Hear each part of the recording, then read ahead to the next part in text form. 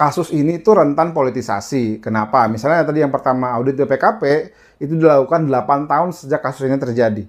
8 tahun itu proses yang lama, ada dua periode pemerintahan gitu kan, 2015-2016 itu awal periode pemerintahan Pak Jokowi, lalu 2019 sampai 2024 itu adalah periode kedua pemerintahan Pak Jokowi. Jadi ada dua periode presiden dan 8 tahun, tapi auditnya baru dilakukan sekarang.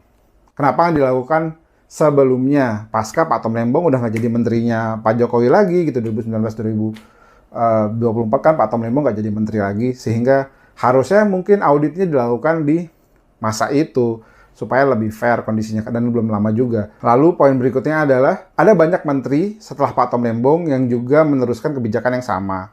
Tapi kenapa pada fase itu, pada menteri-menteri yang lain, itu menteri-menteri yang lain tidak jadi tersangka atas kasus yang sama, padahal kasusnya tuh mirip kira-kira gitu.